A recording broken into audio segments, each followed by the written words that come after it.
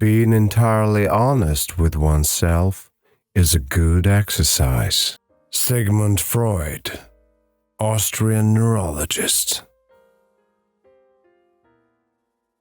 Most people do not really want freedom, because freedom involves responsibility, and most people are frightened of responsibility. We are never so defenseless against suffering as when we love. It is impossible to escape the impression that people commonly use false standards of measurement, that they seek power, success, and wealth for themselves and admire them in others, and that they underestimate what is of true value in life. One day, in retrospect, the years of struggle will strike you as the most beautiful. Time spent with cats is never wasted. Unexpressed emotions will never die.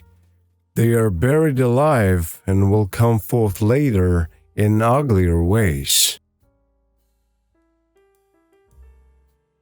Out of your vulnerabilities will come your strength. Words have a magical power. They can bring either the greatest happiness or deepest despair. Words are capable of arousing the strongest emotions and prompting all man's actions. The virtuous man contents himself with dreaming, that which the wicked man does in actual life. How bold one gets when one is sure of being loved. The interpretation of dreams is the royal road to a knowledge of the unconscious activities of the mind. He that has eyes to see and ears to hear may convince himself that no mortal can keep a secret. If his lips are silent, he chatters with his fingertips. Betrayal oozes out of him at every pore.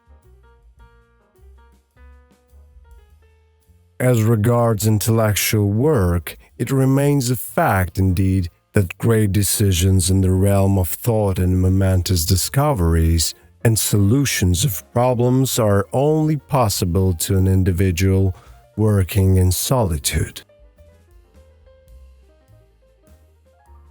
Neurosis is the inability to tolerate ambiguity. Instinctive love toward an object demands mastery to obtain it. And if a person feels they can't control the object or feel threatened by it, they act negatively toward it. Public self is a conditioned construct of the inner psychological self.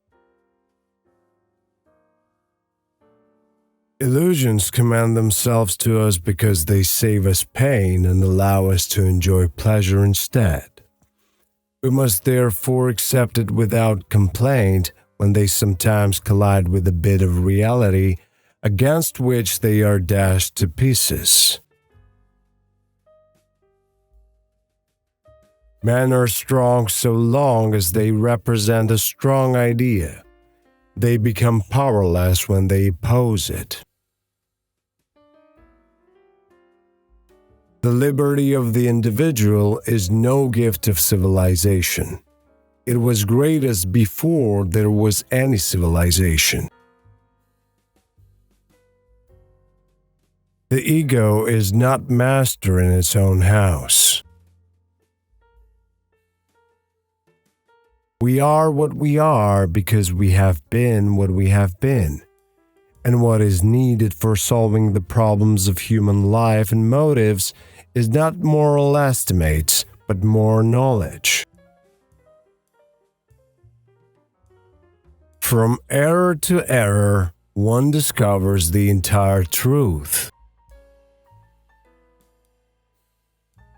One thing only do I know for certain, and that is that man's judgments of value follow directly his wishes for happiness, that, accordingly, they are an attempt to support his illusions with arguments.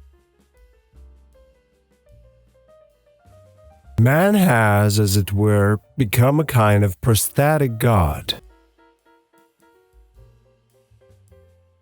The individual does actually carry on a double existence, one designed to serve his own purposes and another as a link in a chain in which he serves against, or at any rate without, any volition of his own. Smoking is indispensable if one has nothing to kiss.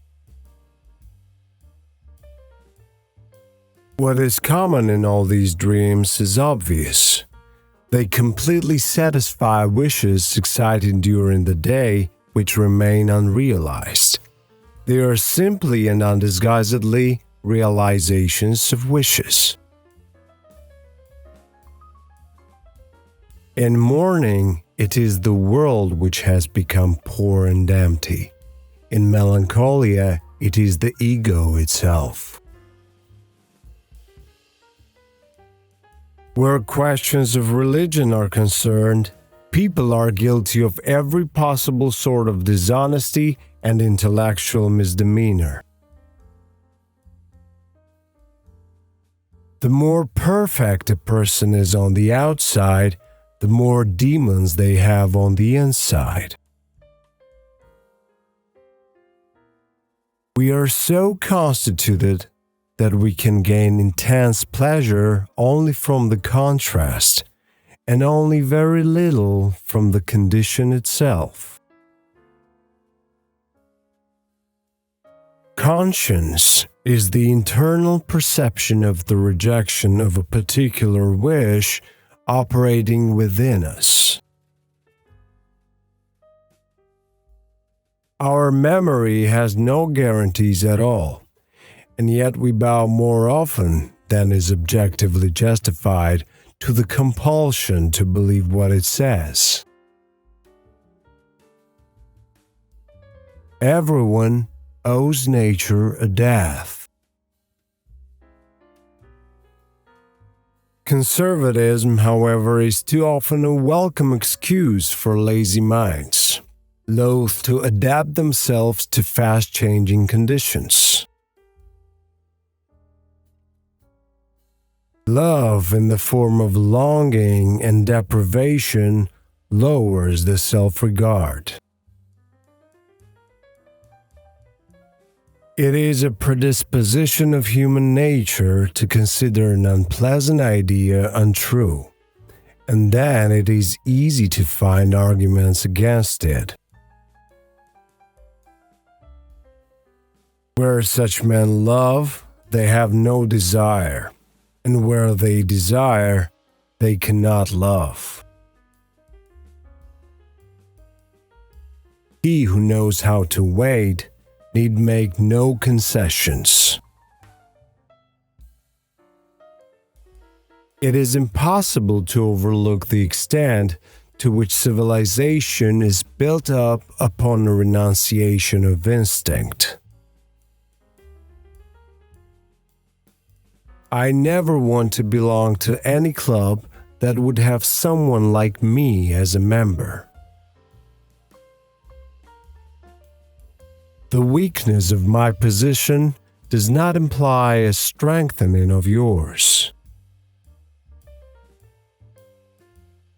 Neurosis is no excuse for bad manners. The unconscious of one human being can react upon that of another without passing through the conscious. Nothing that is mentally our own can ever be lost. When one does not have what one wants, one must want what one has. In matters of sexuality, we are at present, every one of us, ill or well, nothing but hypocrites.